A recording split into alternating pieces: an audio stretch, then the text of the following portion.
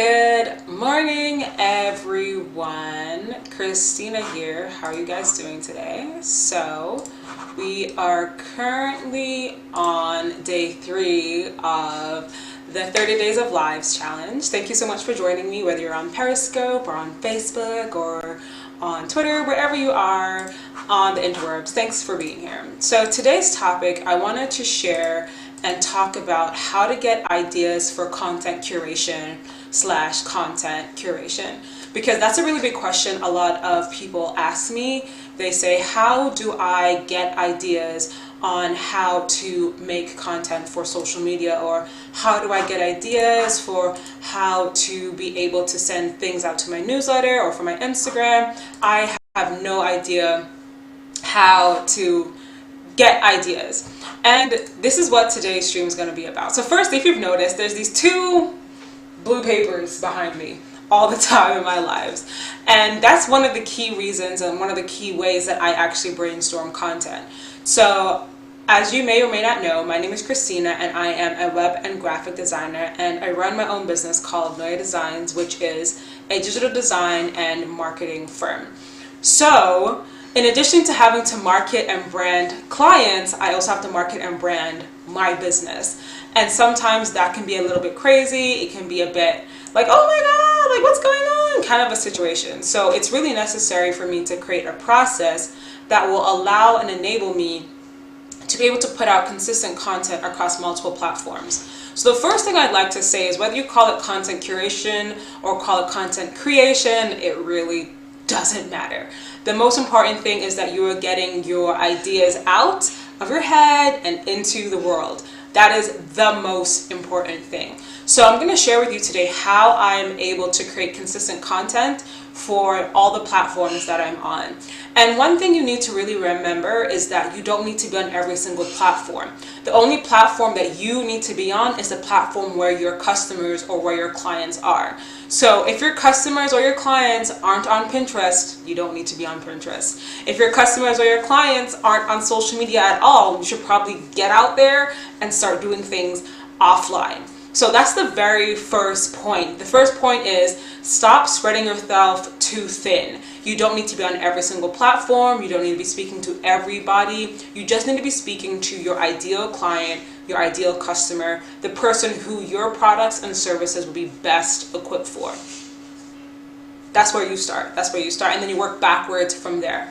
So taking myself as an example, Noya Designs being a digital design and marketing firm, we really had to look at where people were coming into our business. So we looked at our leads, we looked at all the customers we had received in the past quarter. So a quarter is 3 months. And we said, for all the leads, all the projects we had won, where did these people come from? And we noticed that they came from 3 main sources. Number 1, referrals.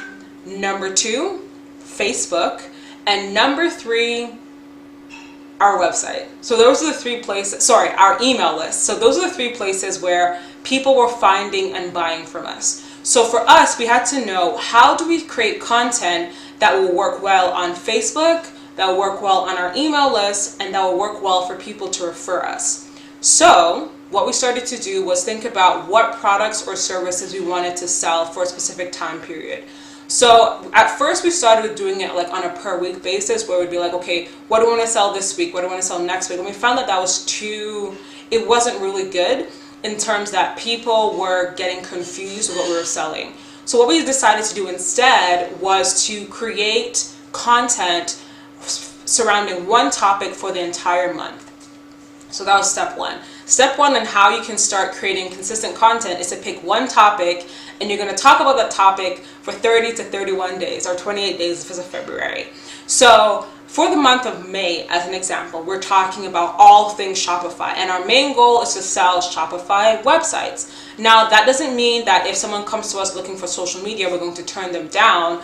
What it means is that the content we are putting out is specifically geared and tailored to a specific product that we are selling. In this case, Shopify web design services. So what we did was, we got some of these boards over here. These are large Post-it notes. and we wrote down Shopify, and we just dumped everything we knew about Shopify. We talked about Shopify apps, we talked about Shopify themes, we talked about why you should or shouldn't use Shopify. We talked about the benefits of Shopify, the pros of Shopify, the cons of Shopify. We just talked and talked and talked and talked about everything that we knew as a company about Shopify.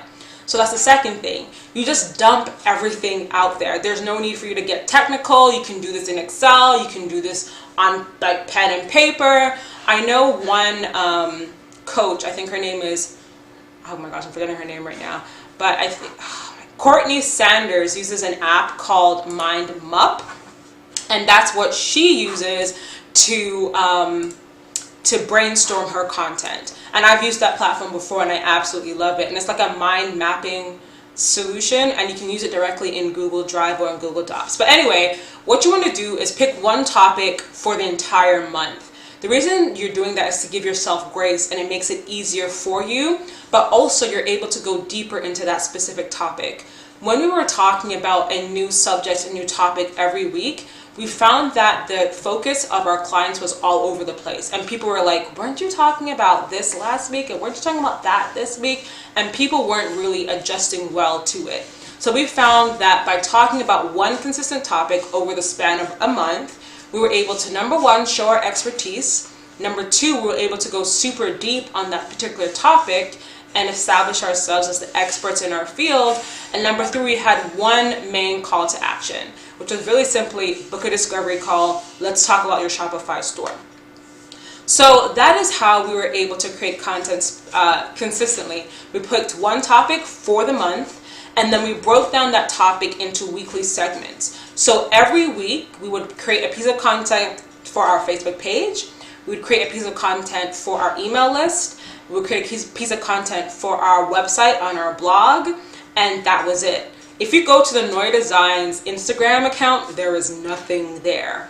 Why? Because people don't buy from us from Instagram. They buy from us via our email list, via our website, through old referrals and old customers, or through our Facebook page. So by eliminating solutions like Twitter, we're not on there, we're not on YouTube, we're not on Vimeo, we're not on Twitch, we're not on TikTok. We know that our clients, our customers, where our audience is, it's on our Facebook page, it is on our email list, and it's from old clients and customers. So what we do to create consistent content is essentially we pick a topic for the month and we break that topic down into 4 segments. So for the month of May, we're talking about Shopify. So last week we compared Shopify to all these other e-commerce platforms. This week we're going to talk about Shopify apps. So we have a blog post for Shopify apps. Today the email newsletter is going out talking about Shopify apps. We're going to post on our Facebook page about Shopify apps. On Friday, the Facebook Live is going to be talking about what? Shopify apps. Next week, Sarah Jane is taking over and she's going to talk about, I forget what it's called, but trust elements on a Shopify store. We're going to have an email about that. We're going to have a blog post about that. We're going to have a Facebook Live about that. And we're going to send out an email blast about that. So that is how you can create consistent content, because you're not putting so much pressure on yourself. So now if you are, so the main thing here is you need to find out where your audience is. If you don't need to be on every platform. The reason sometimes that it gets hard to think about where and how to create content is because sometimes we are spreading ourselves too thin. We're trying to be on every single platform that comes up because somebody said if you go on this platform, you can gain 10,000 followers. Yeah, you could, but are those 10,000 followers going to buy from you? Probably not. So it makes more sense to spend the time in focusing on where people are and giving them what they need in terms of your content. So what it looks like is after you've brainstormed all your content, you figured out what you're going to be talking about each week, you then decide to create the content to match the format for the platform. For example, for our blog, we need to write words. So an article will be written up, it will be SEO optimized, and we post that. For Facebook, we make sure that the graphics are created, which takes content from the blog post, and we make graphics and videos surrounding that content. For the email list, we do a short rundown of the blog post, put it in our email list, link back to our website. So you see how from that one topic, Shopify, we were able to create a blog post, we're able to create a Facebook Live, we're able to create content on our Facebook page, we're able to create an email.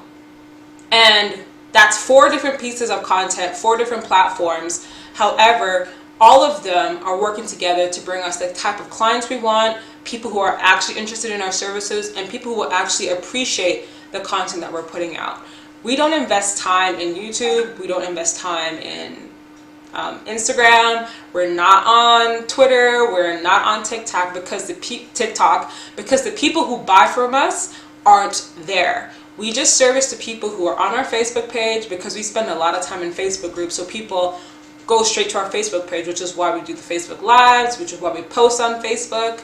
We make sure we have something on our blog because what we end up doing is sending the blog post to our old customers for them to be like, hey, this is something we wrote that could benefit you with what you're doing right now, type of situation. And that's how we do it. And we found that by doing this, we're number one, making sales because people are paying attention. Number 2, we are establishing ourselves as experts because we're posting consistently because we know exactly what we're going to be talking about. And number 3, the content that we're putting out on platforms matches what the platform is about. On our blog, we don't post videos, we post articles. On our Facebook page, we post Facebook Live videos and images. On our email list, we talk a little bit and provide links. So we're feeding the needs of the people in the platform and then the way that they can ingest the content, right? So we're not going to put a video in our email newsletter. It's not going to work really well. So I hope this video helped you with being able to create consistent content for whatever platform you're going to use. And please don't think that you only need to create content for Facebook and Instagram. There are so many other ways you can repurpose content across the internet.